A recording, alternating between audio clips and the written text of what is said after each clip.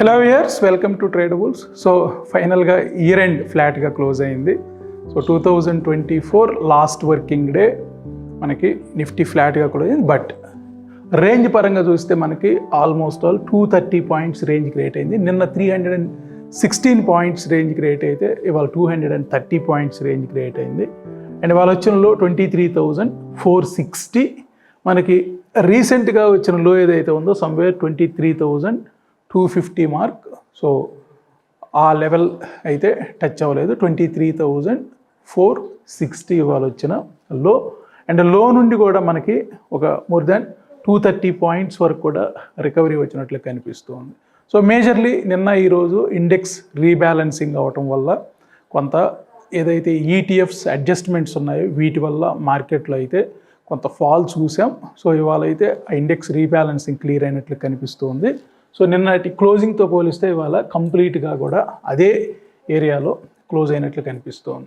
So ఇక ఓవరాల్గా మనకి ఈ ఇయర్ నిఫ్టీ నిన్న మనం క్లియర్గా చెప్పుకున్నాం, అరౌండ్ 9% మనకి 8.8% అప్ అయినట్లు ఈ 2024లో. అండ్ ఆల్ టైమ్ హై నుంచి 10% వరకు కూడా నెగిటివ్లో క్లోజ్ అయ్యింది. సో జనరల్గా 10% మనకి ప్రాఫిట్ బుకింగ్ ఏరియా అని చెప్పొచ్చు. 10% to 20% కరెక్షన్ అనొచ్చు. అబౌవ్ 20% మనకి ట్రెండ్ రివర్సల్స్ అయ్యే ఛాన్సెస్ ఉంటాయి. సో ఇక్కడ బ్యాంక్స్ కూడా మనకి 5.5% అప్ అయింది ఇయర్ మొత్తం మీద. ఐటీ 22% అప్ అయింది. And Fin Nifty around 9.5%, mid cap 24%, and Reliance around 6% నెగిటివ్లో ఉంది. సో మేజర్ ఇండిసెస్ అన్నీ కూడా పాజిటివ్లోనే క్లోజ్ అయ్యాయి. సో బట్ ట్రెమెండస్గా మనం మిడ్ క్యాప్ గురించి చెప్పుకోవచ్చు. 24% అప్ అయింది 2024లో. ఇక ఓవరాల్గా మనకి హెవీ వెయిట్స్లో 24% ఆల్ టైమ్ హై నుంచి రిలయన్స్ ఫాల్ అయితే, ఇక్కడ ఇంకా అంతకంటే కూడా మనకి ఆల్ టైమ్ హై నుండి ఎక్కువగా ఫాలో అయి ఉన్న బ్లూ చిప్ కంపెనీస్ ఉన్నాయి. అందులో మనకి మేజర్లీ ఇండస్ ఇండ్ బ్యాంక్.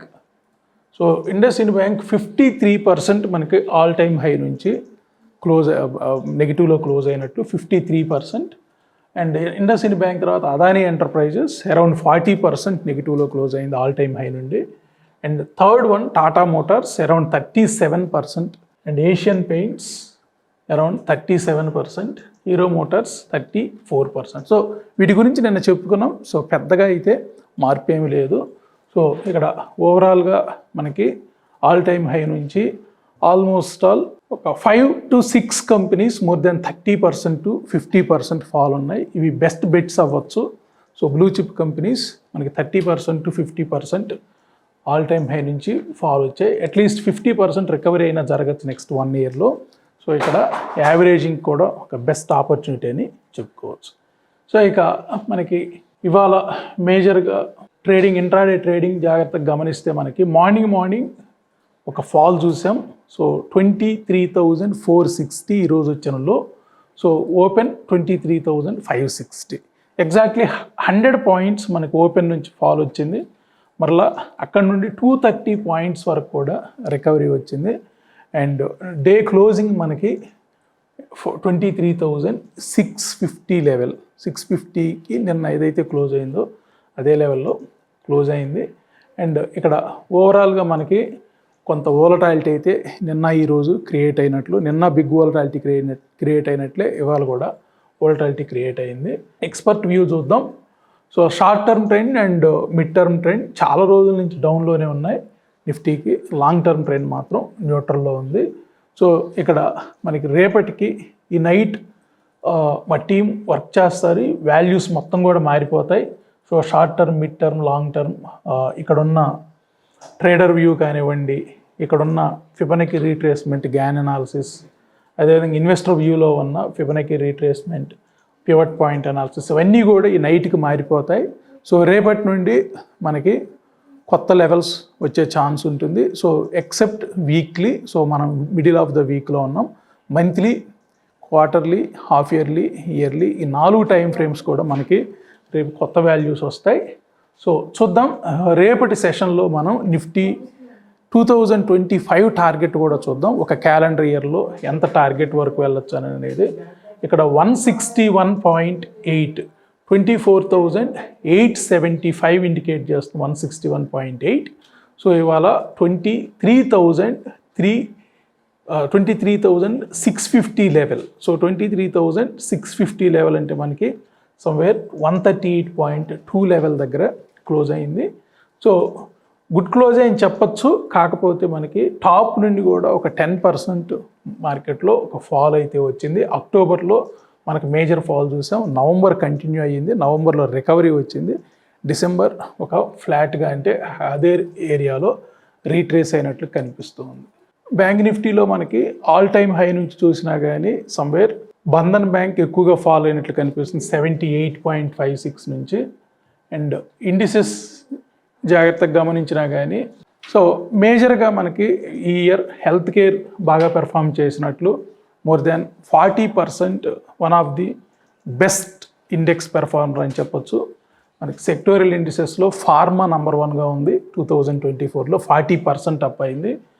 అదేవిధంగా both health care and pharma రెండు కూడా 40% అప్ అయ్యాయి. And mid cap around 24% up అయింది. ఒకసారి సార్ట్ చేద్దాం. సో ఫార్మా, హెల్త్ కేర్ తర్వాత రియాలిటీ అరౌండ్ 35% అప్ అయింది. ఎందుకంటే రేపటికి మళ్ళీ వాల్యూస్ మారిపోతాయి యాక్చువల్గా.